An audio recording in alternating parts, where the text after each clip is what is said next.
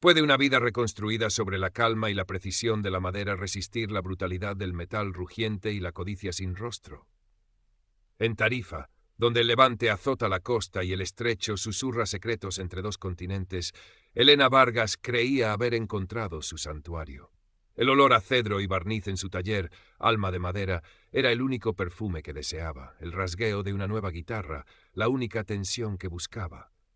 Pero el pasado, como el viento implacable de esta esquina de Cádiz, siempre encuentra una rendija por donde colarse.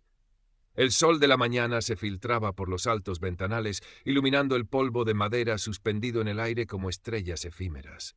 Las manos de Elena, ágiles y precisas, recorrían la curva de un aro de palo santo.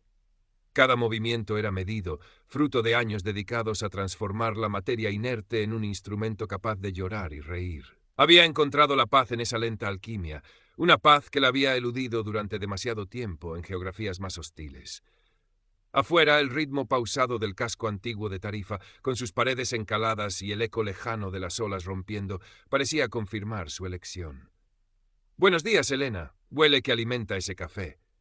La voz grave de Javier, el viejo pescador retirado, rompió la quietud. Asomaba su rostro curtido por la puerta entreabierta, una presencia familiar y tranquilizadora. Elena levantó la vista, una sonrisa aflorando en sus labios. «Pasa, Javier. Siempre hay para ti». Mientras servía el café en 2 tazas de cerámica, sus ojos captaron un instante el brillo del estrecho al fondo de la callejuela. Una vista hermosa y a veces inquietante. Allí, en esa franja de mar, se cruzaban mundos, sueños y, con demasiada frecuencia, desesperación. Un leve endurecimiento cruzó su mirada, una sombra fugaz de algo que prefería mantener enterrado bajo capas de serrín y barniz. Una vieja cicatriz blanquecina, casi invisible en su antebrazo, pareció palpitar por un instante bajo la luz.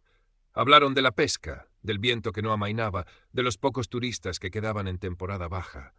Una conversación sencilla, el tejido cotidiano de una vida elegida por su normalidad. Pero esa normalidad estaba a punto de hacerse añicos.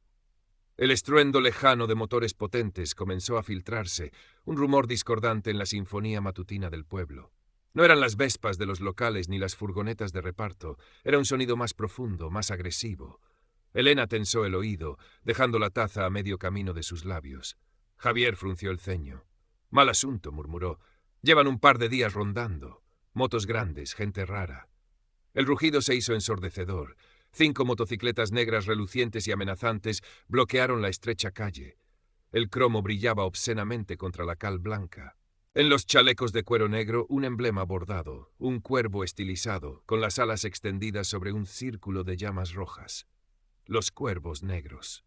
El primero en bajar fue un hombre de finales de los 40, principios de los 50. Vestía ropa cara bajo el chaleco, el pelo engominado hacia atrás, una sonrisa que no llegaba a sus ojos fríos y calculadores. Se quitó unas gafas de sol de marca, revelando una mirada depredadora. Un tatuaje de un escorpión asomaba por el cuello de su camisa. Ricardo el Escorpión Morales. Detrás de él bajó un joven de unos 20 años, con la misma ropa de motero pero visiblemente menos cuidada. Intentaba proyectar dureza, pero sus ojos delataban una profunda incomodidad. Era Mateo. Miraba al suelo, a sus botas desgastadas, a cualquier sitio menos al taller. Los otros 3 eran figuras más anónimas, matones musculosos con expresiones vacías. El escorpión avanzó hacia la puerta abierta, su presencia llenando el umbral, bloqueando la luz. Su mirada recorrió el interior del taller con una mezcla de desdén y evaluación. Se detuvo en las guitarras colgadas, herramientas perfectamente ordenadas, la atmósfera de trabajo paciente. «Bonito taller», dijo su voz suave pero con un filo cortante. «Alma de madera, muy poético». Hizo una pausa saboreando la tensión que flotaba en el aire cargado de olor a cedro. Sería una verdadera lástima que algo le pasara, un incendio accidental, quizás. Estas maderas nobles arden muy bien, ¿verdad? Elena permaneció inmóvil detrás de su banco de trabajo. Había dejado la taza y ahora sostenía una gubia, sus nudillos blancos. Su calma era una máscara cuidadosamente mantenida sobre un torrente de alerta roja. Reconocía esa clase de hombre, esa falsa cortesía que apenas velaba la amenaza. Había visto demasiados como él en los callejones oscuros de Bogotá, en las fincas remotas de la selva. ¿Qué quieren? Su voz sonó firme, sin inflexiones. El escorpión sonrió, mostrando unos dientes demasiado blancos. Queremos hacer negocios, señora. Vargas pronunció su apellido como si lo saboreara. Tarifa es un lugar estratégico, y su discreto taller, con esta salida trasera, nos vendría muy bien. Un lugar tranquilo para guardar mercancía, temporalmente, por supuesto. Javier dio un paso atrás instintivamente, buscando la pared. Elena no se movió. ¿Mercancía? Digamos, productos de importación. El escorpión se encogió de hombros con fingida indiferencia. O si prefiere no involucrarse directamente, siempre puede contribuir a la seguridad del barrio. Una pequeña cuota semanal para asegurarnos de que su bonito taller siga intacto. Piénselo como una póliza de seguros. Mateo levantó la vista brevemente, encontrándose con la mirada fija de Elena. La bajó de inmediato, tragando saliva. Elena sintió una oleada fría recorrerla. La vieja Elena, la operadora que había sobrevivido a emboscadas y traiciones, quería tomar el control. Pero la Elena Luthier, la que había elegido la paz, se resistía. «Aquí no hay nada para ustedes», repitió, su voz baja pero resonante. «Este es un lugar de trabajo, de creación, no de sus negocios». La sonrisa de Escorpión se congeló, sus ojos se entrecerraron. «Creo que no ha entendido la situación. Nadie nos dice que no». Dio una señal casi imperceptible. Uno de los matones dio un paso adelante, haciendo crujir los nudillos. «Quietos», ordenó Elena, y hubo algo en su tono, una autoridad inesperada y absoluta, que hizo que el hombre se detuviera en seco. Incluso Escorpión pareció sorprendido por un instante. «Interesante», murmuró el líder, recuperando la compostura. «Tiene carácter. Me gusta». Se acercó un paso más. «Le daremos hasta mañana para que reconsidere nuestra generosa oferta. Sea razonable, señora Vargas, por su bien». Se dio la vuelta con estudiada lentitud. Mateo vaciló un segundo antes de seguirlo. Al salir, uno de los otros moteros golpeó con el pie una pila de tablones de madera cuidadosamente apilados, esparciéndolos por el suelo. Un acto de vandalismo mezquino y deliberado. El rugido de las motos se alejó, dejando un silencio nehistéstvene cargado de amenaza. Elena permaneció inmóvil, la gubia aún apretada en su mano. Javier soltó el aire que no sabía que estaba conteniendo. «Elena, esto es malo», dijo con urgencia. «Esa gente no juega. Dicen que son mexicanos del narco. Tienes que irte, denunciar». Elena finalmente relajó el agarre de la herramienta. Se agachó y empezó a recoger los tablones con metódica calma. «Irme no es una opción, Javier. Y denunciar. ¿Crees que la Guardia Civil puede hacer algo contra gente así sin pruebas concretas? Solo empeoraría las cosas». Levantó la vista y en sus ojos había una determinación fría que Javier no había visto nunca. «Este es mi sitio. Lo defenderé». Los siguientes días fueron una lenta escalada de tensión. Los cuervos negros se hicieron omnipresentes en Tarifa. Su presencia era una mancha oscura en el lienzo brillante del pueblo. Se les veía en los bares, ocupando terrazas enteras con su ruido y su actitud desafiante. Pequeños comerciantes murmuraban sobre visitas intimidatorias, exigencias veladas. El miedo empezó a palparse en el aire, tan tangible como el viento salado. Elena observaba. Desde la relativa seguridad de su taller o en sus breves salidas para comprar suministros, analizaba sus movimientos, sus jerarquías, sus rutinas. Reconocía los patrones de una organización paramilitar, aunque tosca y brutal. Escorpión era el cerebro frío, el estratega. Los matones eran la fuerza bruta prescindible. Y Mateo era la anomalía. Lo vio una tarde, solo, mirando el mar desde el paseo marítimo.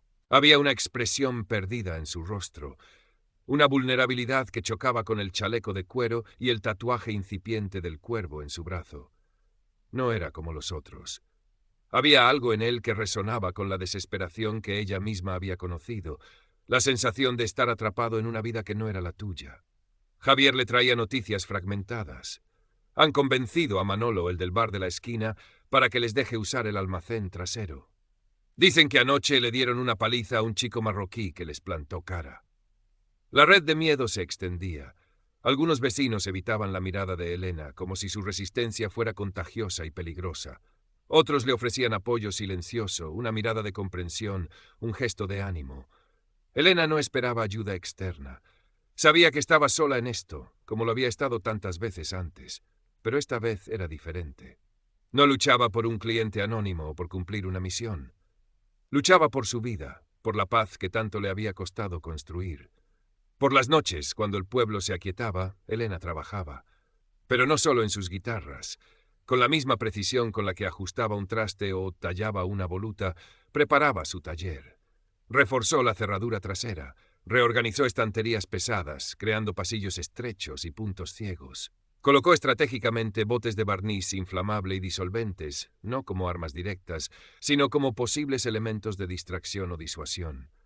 Las herramientas, formones afilados, mazos de madera densa, sierras de mano, fueron limpiadas y colocadas al alcance, no amenazantes a simple vista, pero listas. Cada movimiento era un eco de un entrenamiento que creía olvidado. Recordaba las lecciones sobre usar el entorno, sobre convertir objetos cotidianos en ventajas tácticas. Una parte de ella, la que había sobrevivido en las sombras, despertaba de su letargo. Y le daba miedo. No miedo a los cuervos, sino miedo a volver a ser esa persona, a que la violencia necesaria para defender su paz terminara por destruirla de nuevo. ¿Podría controlar la tormenta una vez desatada, o se convertiría ella misma en el monstruo que combatía? Una noche encontró un cristal de la ventana del taller roto. Dentro, sobre el suelo cubierto de serrín, un pequeño escorpión muerto. Un mensaje claro. La paciencia de Ricardo Morales se estaba agotando. El tiempo de las amenazas veladas había terminado. Elena limpió los restos del cristal y el insecto con una calma exterior que desmentía la tormenta en su interior. Miró la guitarra casi terminada en su banco de trabajo, su superficie pulida reflejando la tenue luz de la bombilla. Era hermosa, llena de promesas de música y belleza. Era todo lo que los cuervos querían destruir, y no se lo permitiría. La decisión estaba tomada. No huiría, no cedería. La noche siguiente cayó sobre Tarifa con una quietud premonitoria. El viento de levante había amainado por fin, dejando un silencio pesado, expectante. Elena cerró el taller a la hora habitual, pero no se fue a casa. Apagó las luces principales dejando solo encendida la lámpara sobre su banco de trabajo, creando un charco de luz en medio de la penumbra creciente. El olor a madera y barniz se mezclaba ahora con una tensión casi eléctrica. Esperó, escuchando los sonidos amortiguados del exterior, los pasos ocasionales en la calle empedrada, el lejano rumor del mar. Su respiración era lenta y profunda, un ritmo aprendido para controlar el miedo y agudizar los sentidos. Sus manos descansaban sobre el banco de trabajo, cerca de un pesado mazo de luthier. No tuvo que esperar mucho. El rugido familiar de las motos rompió el silencio, esta vez más cercano, más agresivo. Se detuvieron justo delante del taller. Oyó voces graves, una risa áspera. Luego un golpe fuerte en la puerta principal. «¡Vargas! ¡Sabemos que estás ahí! ¡Abre o tiramos la puerta abajo!». Era la voz de uno de los matones anónimos. Elena no respondió. Se movió en silencio hacia una posición lateral, oculta por una estantería alta cargada de tablones de arce.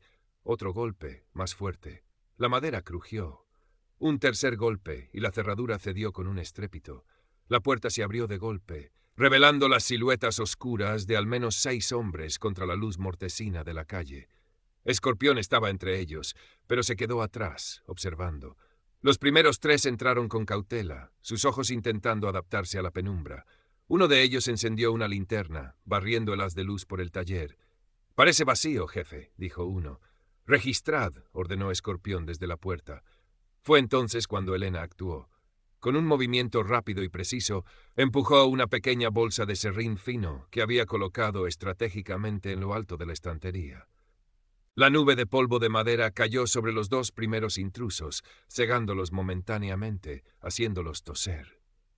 En esa fracción de segundo de confusión, Elena salió de su escondite. Se movió con una velocidad y una economía de movimientos que contradecían su apariencia tranquila. Esquivó al primer hombre que se revolvía y, usando el mazo de luthier con la precisión de un cirujano, golpeó un punto de presión en el cuello del segundo. El hombre se desplomó sin un gemido. El tercero, alertado por el ruido sordo, se giró hacia ella, levantando una barra de metal. Elena esquivó el torpe ataque y, usando el propio impulso del hombre contra él, lo desvió hacia una pila de herramientas, haciéndolo tropezar y caer ruidosamente. Antes de que pudiera recuperarse, un golpe seco con el canto de la mano en la sien lo dejó inconsciente. Todo había ocurrido en menos de 10 segundos. Silencio. Los 3 hombres restantes en la puerta se quedaron helados, mirando con incredulidad los cuerpos inmóviles de sus compañeros. Escorpión dio un paso adelante. Su expresión no era de arrogancia, sino de furia helada. Mateo estaba a su lado, pálido como la cera, sus ojos abiertos de par en par. Maldita bruja, siseó Escorpión, sacando una navaja automática con un chasquido metálico. Acabad con ella.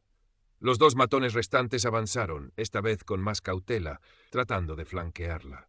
Elena retrocedió hacia el fondo del taller, usando los bancos de trabajo y las estanterías como cobertura. Cogió un formón largo y afilado del banco. No quería usarlo, pero la navaja de Escorpión había elevado las apuestas. El primer matón se abalanzó sobre ella. Elena paró el ataque con el antebrazo, la vieja cicatriz protestó con un pinchazo y usó el formón para inmovilizar su muñeca contra el banco de trabajo, haciéndole soltar un grito de dolor. El segundo intentó agarrarla por detrás, pero ella giró sobre sí misma, golpeándolo en el plexo solar con el codo, dejándolo sin aire. Ahora solo quedaban Escorpión y Mateo frente a ella. El líder del cártel avanzaba lentamente, la navaja brillando débilmente. Mateo permanecía inmóvil, su conflicto interno visible en cada línea de su cuerpo tenso.